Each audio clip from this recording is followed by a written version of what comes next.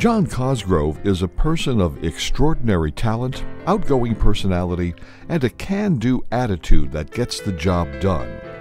John was one of 7 children of Eddie and Joan Murphy Cosgrove. Growing up in the Hyde Park section of West Scranton, he learned the meaning of home and friendship and has great memories of his childhood experience and the lessons imparted by his dad and mom. She'd always say, save some for the next guy, whether we were talking about Cheerios or dry towels or whomever. She was always saying, save some for the next guy. And in our family, it became pretty well known that we all wanted to come back in our next life as the next guy because he got everything. But what she was really teaching us and showing us with the save some for the next guy was really the goldenest of golden rules, and that is, treat somebody else the way you want to be treated yourself.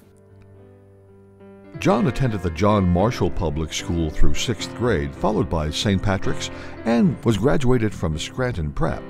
His call to public service was stirred when he majored in public administration at Southeastern University in Washington, D.C., and took courses in nonprofit management. John's first job was on the program faculty at Gonzaga College High School in Washington. For 3 years, he was involved in various campus retreat programs, including the GIVE program to Mexico and the Kairos Retreat, a program he continued to be involved in as a volunteer for 17 years. John would return to the Lackawanna Valley to visit his family and friends, and it was during one of those visits he met Eileen Egan, a New Jersey native attending Marywood College. So it was a blind double date. We had mutual friends who thought we would be a great couple. Now in retrospect, I don't know whether it was real or staged, but the other couple had a fight that night and left Eileen and I to our own devices. It was absolutely love at first sight in my eyes. And only my eyes. It took some convincing before Eileen's eyes were open to what a significant catch I am. John and Eileen married, and while John finished his degree, Eileen worked full-time. John's professional career really began in 1988 when he joined Governor Robert P. Casey's administration.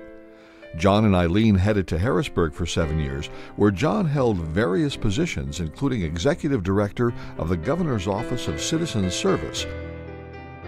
After Governor Casey's 2 terms, John and Eileen had to make a tough decision.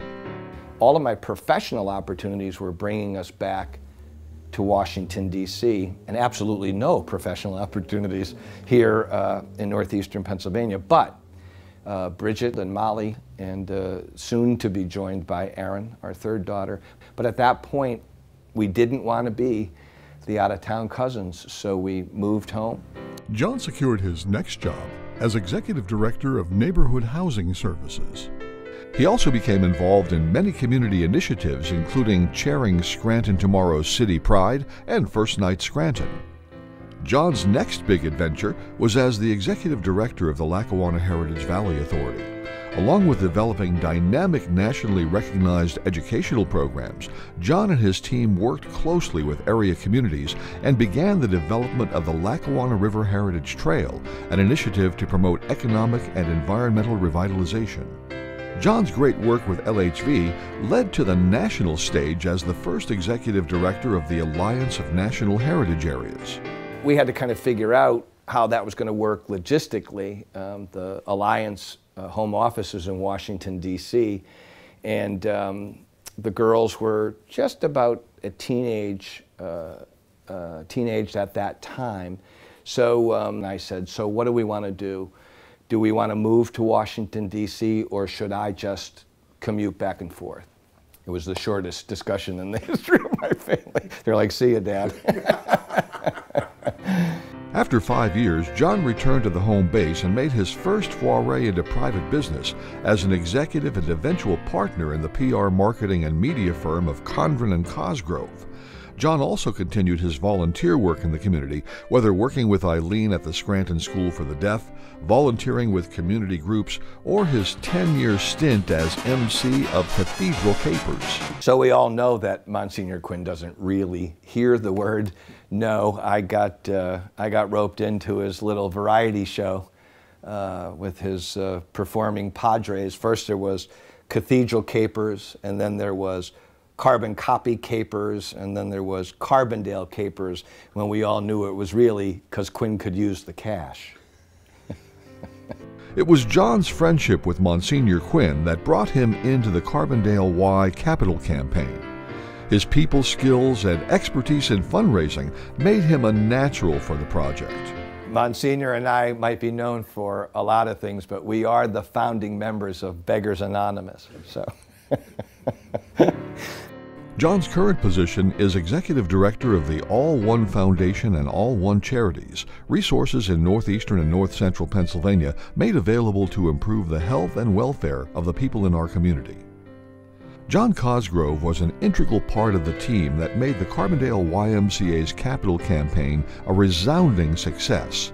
He is truly a pioneer hero whose love of the area and positive attitude are a true asset to our region's future growth. Well, I'm so pleased to have the opportunity to say directly thank you.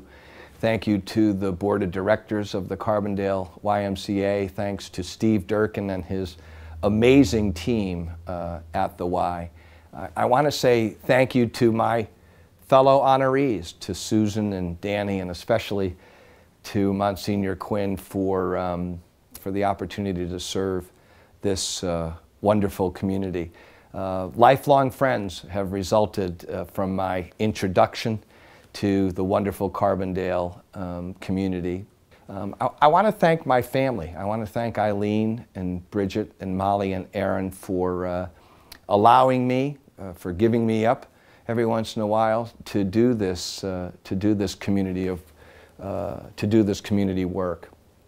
And I want to thank the entire Carbondale community and all of our friends in the Upper Valley for this wonderful, wonderful honor. Thanks very much.